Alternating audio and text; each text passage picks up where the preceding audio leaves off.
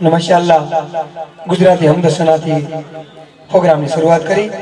હજી તો જો કે મારો પ્રોગ્રામ શરૂઆત ન થઈ, કારણ કે મને જે ચાહવા વાળા છે ને ઈ નો આવે તો કાંઈ નહીં, પણ આકાને ચાહવા વાળા આવી જાય તો મને મજા આવી જાય. ઓટે ભાડલાથી આવ્યો નહીં, ઓલા ઓટેથી આવી લેકિન નો આવી કે ભલા મને એને કાંઈક તકલીફ હોય છે ને કાંઈક ઘીરેથી ના પાડી હોય કે મારા આમાં નથી બેહતા ને તમે મિલાદમાં બેહો છો. બાવાજો બોલે રસૂલુલ્લાહ સલ્લલ્લાહુ અલૈહિ વસલ્લમ કે તારા જે હમદ બારી તાલા સે શોધ હોય કે તારા જેવો એ દયાળો બીજો કોઈ નથી. તું છો એક ખુદા, એ બીજો કોઈ ખુદા નથી. તારા જેવો એ દયાળો બીજો કોઈ નથી. અને તું જે તારે કે પલમાં થઈ જાય છે, અને બધાને મનમાં ન મનમાં રહી જાય છે. આ માનવ ધારે કરી શકતો નથી, આ ઇન્સાન ધારે કરી શકતો નથી કે તારા જેવો દયાળો બીજો કોઈ નથી. આપણું ધૈર્ય આપણે કોઈ દી નો કરી ગયો.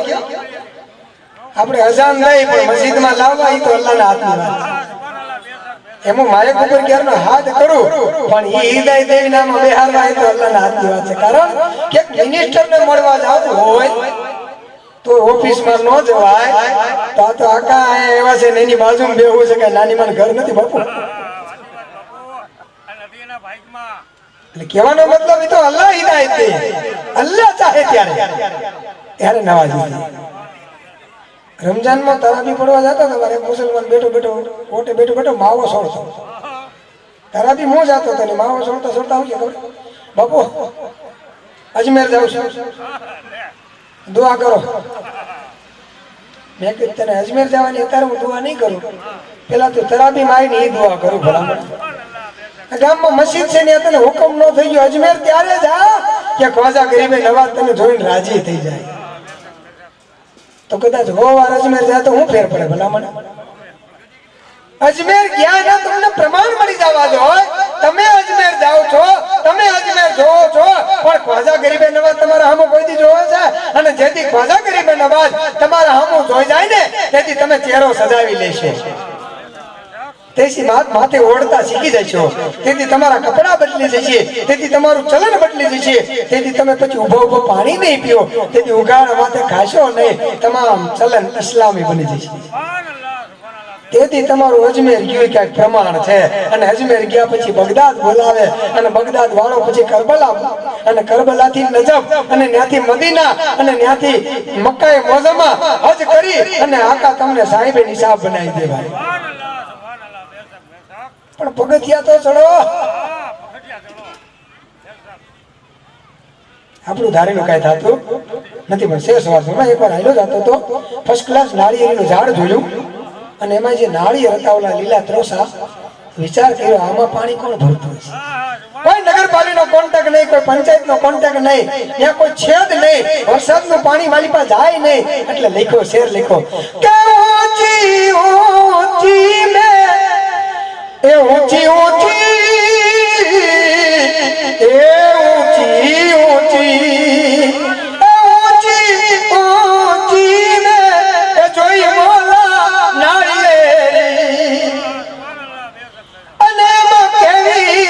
એ ખુદા તારી કારીગરી કે ફળમાં પાણીનો ભરનારો બીજો કોઈ નથી. એ ફળમાં પાણીનો ભરનારો બીજો કોઈ નથી કે તારા જેવો દયાળો બીજો કોઈ નથી. અને વસીલાનો મોટો પુરાવો આપું તમને. વસીલો કોને કહેવાય?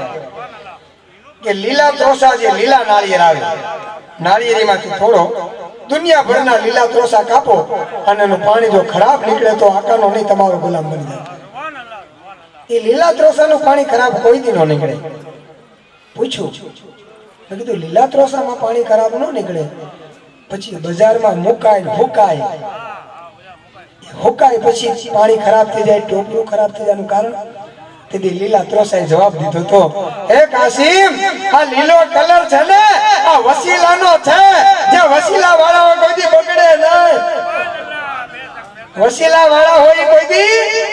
બગડે નહીં આ લીલો કલર તો વસીલાનો છે ગુંબદે ખજરાનો લીલો કલર છે અને આ વલીઓની ચાદરનો કલર લીલો છે એટલે ઝાડવાના પાંદડા કહે છે કે ચૈત્ર વૈશાખના તાપ ભલે પડે પાણી ન મળે પણ વસીલો છે ને ત્યાં લીલો મળી ગયો છે એટલે વસીલા વાળા કોઈ દી હુકાણા નથી હુકાણા કોણ કે દામન મુકાણા ને હુકાણા દામન મુકાઈ ગયા પછી હુકાઈ ગયા પછી જગત એના સોતરા કાઢી નાખ્યા શું કર્યું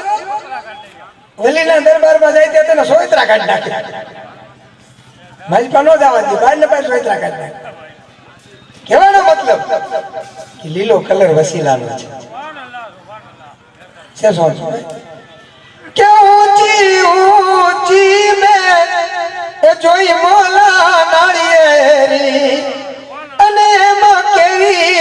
એ ખોટા તારી કારીગરી કે ફળમાં પાણી નો ભરનારો બીજો કોઈ નથી એ ફળમાં પાણી નો ભરનારો બીજો કોઈ નથી કે તારા જેવો એ દયાળુ બીજો કોઈ નથી હવે માશાઅલ્લાહ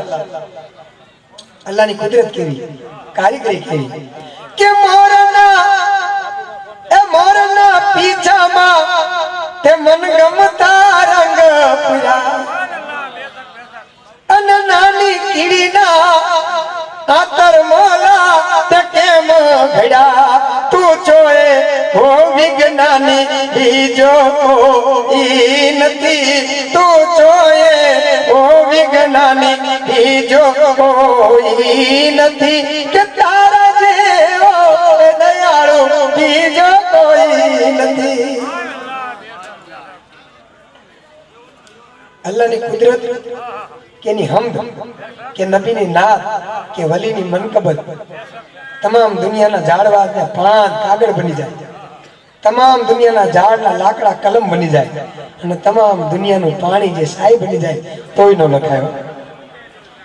તો કાસિમ કરી શકે નહીં જાજી કલ્પના અજીવ ચાલી શકે નહીં મોલા તારા વિના કે તારી મર જીનો માલિક બીજો કોઈ નથી તારી મર જીનો માલિક બીજો કોઈ નથી કે તારા જેવો એ દયાળુ બીજો કોઈ નથી મેં કીધું ને હું કોઈને બોલવાનું નહીં કહું ભલે મિલાદમાં કમ હોય પણ દમ હોય હજી આગલા જ બોલે છે વાયલા કોઈ ધક્કો નથી મારતા ઓલી બાધી અવાજ નથી આવતી ધીમા ધીમા નહીં આપણને કોઈ થોડો કોઈનો દાબ છે ભલામણા હે ખુલીને બોલી જાવ હવે મજમો બરોબર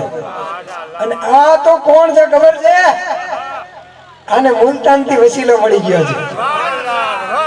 અને મુલતાનમાં પંથ કરે ને પાંથી કહેવાય અને માશાઅલ્લાહ એ કલામ લખીને ઘીરેથી આવ્યો છો વાતે લખી કલામ સાંભળ્યા છે પણ પાંથી વિશે લખીને આવ્યો છે ગુજરાતી કલામ કારણ કે જે માહોલમાં જ્યાં જાઉં છું ને એ કંઈક નવું લખીને જાઉં છું એકાના કારમ છે અને અમારે સ્ટુડિયો વાળા સાગર સ્ટુડિયો સાગર ચેનલ મારી મુલાકાત કરી બેઠા ઘણી વાર ગુપ્તગુ થઈ ગયા એટલા પ્રોગ્રામ બાબુ તો નોલેજ વિશે ત્યારે મેં કીધું કે ભાઈ માફ કરજો હું અલીફ બે પડેલો નથી મદરસો જોયો નથી અલીફ બે પડ્યો નથી પણ લખવું જો લખવા બેહું તો કિતાબોની કિતાબ લખાઈ છે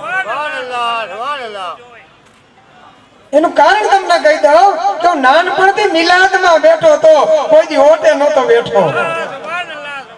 અને નાનપણથી 8 વર્ષનો હતો ને તેદુનો મિલાદનો શોખ હતો અને મિલાદનો એવો રંગ રાખ્યો કે હજી કોઈ અત્યારે કોઈ મારો બિઝનેસ જ નથી આના સિવાય દુનિયાની અંદર કોઈ મારો ધંધો નોકરી બિઝનેસ કાંઈ નથી બસ 20 વર્ષથી આનું આ કરું છું અને વરી વગેરે હજી આપે તો ઠીક છે નકર આ બંધન ક્યાં ઠીક છે